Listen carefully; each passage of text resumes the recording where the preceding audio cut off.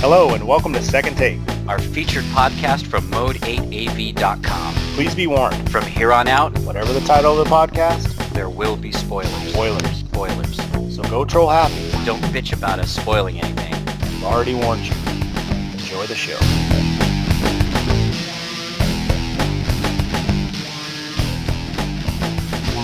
Hello and welcome to Second Take. We're back. Yes, not once, not twice, not three times, but our fourth podcast, Evil Dead. I am joined as always, I'm Devin Wright, joined as always by my good friend Justin Monson. Hello, hello. And we are here to talk about Evil Dead. Yeah, hot off it coming out of theaters. Yes, the remake, the 2013 one, if you will. Yes, the new one. The one that I must admit I was very apprehensive about when I first heard of this.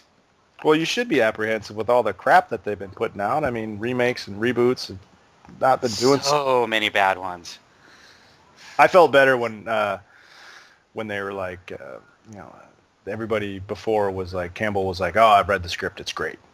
I'm like, oh, all right, well, maybe. Yep.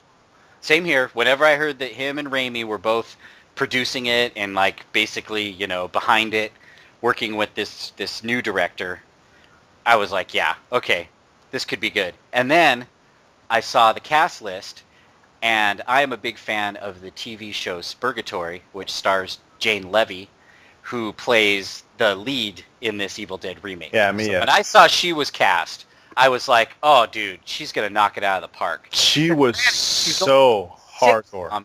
But she has such good acting chops because, you know how sitcoms nowadays aren't just like straight comedy. They like have their little dramatic moments in there. Yeah, always. But they don't lay it on too thick. But she always does really great in those. She does great in the show in general. So, yeah, when I saw her cast, I was very excited. And yeah, I agree, dude. She nailed it. Knocked it out of the park. Killed it. Mm-hmm. She killed it. I haven't seen a performance like that since our last Second Take with that other girl that was her first movie. Oh, Lovely Molly. Yes. Yeah.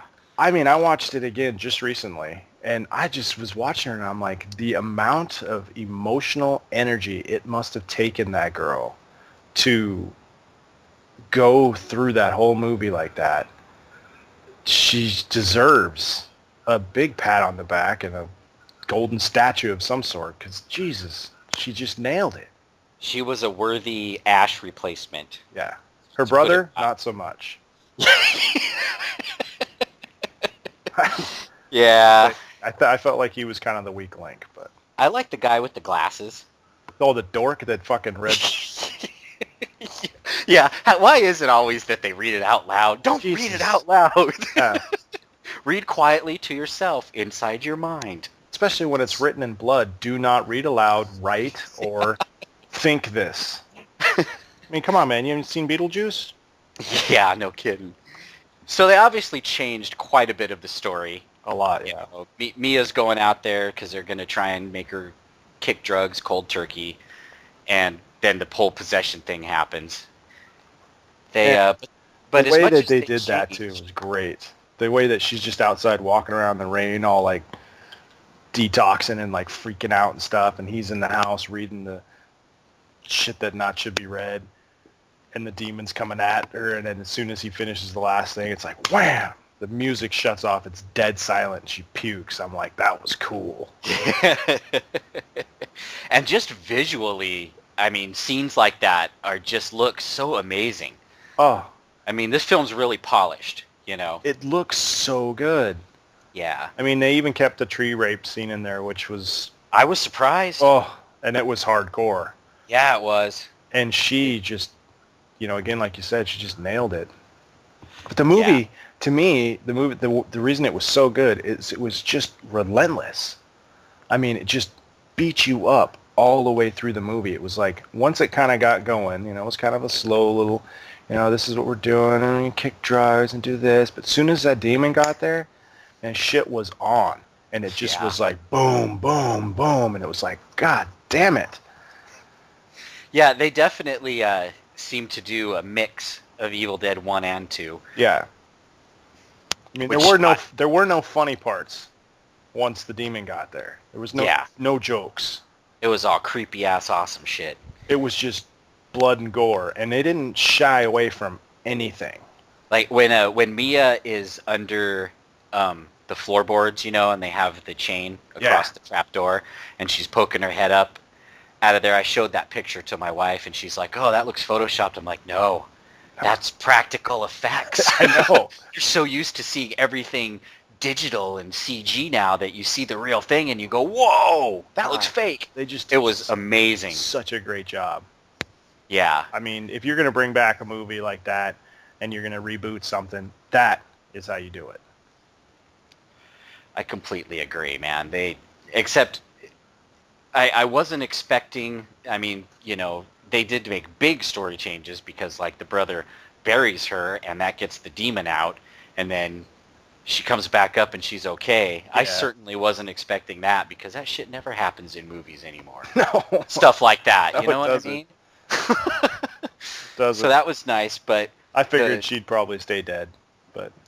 Dude, the most badass shot in the whole movie to me, and I'm going to use this as our post, is when she has the chainsaw on her hand and that she's in front of that demon with her one leg forward and is hacking into him with that chainsaw. Oh yeah. So like that wide shot, that is so badass, man. It's just pouring, just everywhere, so much blood. Yeah, that was crazy that the car turned over on her hand and she pulled it out, you know, and and just you see it ripping away too. It's like, God, and you felt for her. You're like, Jesus Christ, get your arm out of there! Oh my God, it's coming. Yeah, because skinny, scary demon guys crawling around after you. The whole thing wore me out though. I mean, and I like movies like that. Like if I want to watch a horror flick, I want to be drained at the end of the movie. Yeah. Like when it's over, I want to just go, oh, thank God. Yeah, that shit was intense, man.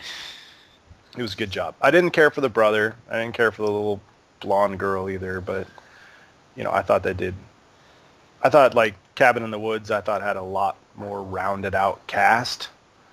Yeah. But it wasn't as polished as this. Yeah, not to compare it, but it's tough because now these cabin movies that... Do you not feel like when they drove up to the cabin that was the exact same cabin from Cabin in the Woods and the exact same cabin from Tucker and Dale? Well, yeah, of course. I'm like, Jesus, there's no other cabins in the woods anywhere? Let's go to Sultan or something. There's lots of cabins out there. There's probably some scary people that would mess you up there, too. Just telling you. That was just a couple things that kind of pulled me out of it. I kind of have to, watching it, I skip forward a little bit. But the second time you watched it. Yeah, the second time. I was like, yep, okay, let's get to the fun stuff. But yeah, her in the shower, turns it on, boiling, and it comes out and shoots her brother, and what the hell? And then the other girl, Olivia or whatever, the nurse chick, goes in there, and she gets possessed and starts cutting her face wide open, and stabs a glasses guy in the eye. That was so gnarly. Oh, man. He's bashing her head open, and then the guy kicks open the door. He's trying to kill me. Yeah, shit got real quick. Real quick. And it stays that way for the next hour. So kudos to those guys.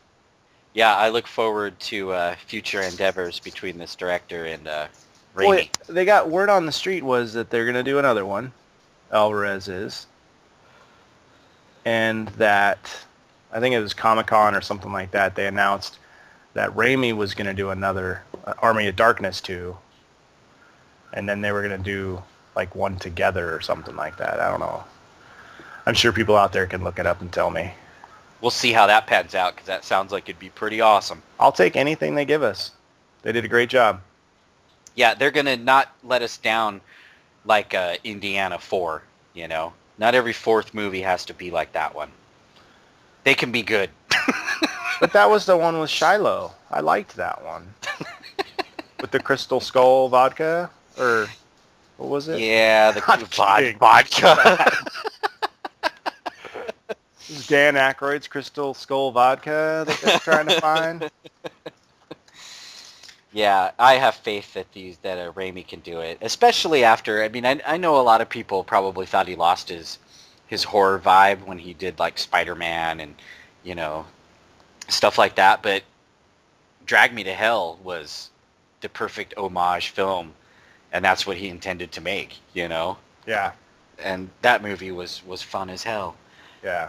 So I It, look forward to seeing what they do with Ash in the future. yeah, and I hope that Campbell sticks around and does something. I'm sure his pocketbook could use a little bit of it anyway. Yeah, got to feed that chin. Yeah, not to mention he's fun that way. When you have an iconic character like that, it's kind of cool. But they did a real good job of rebooting it and giving it the now feeling of what it would have been. Oh yeah, yeah. Except the end credits, I didn't. I mean, it's cool and all seeing Bruce turn and look at the camera and say groovy, but That was totally unnecessary. Yeah, yeah, that was just a little fan lip service, I think. yeah, Which, and which is it's fine, I guess. It's not necessary. I hope he did it for free. yeah. Probably written into his contract. You're gonna play Ash in this movie. You're gonna say the word. Yeah, something. All right. So on that happy note, go troll happy. So happy.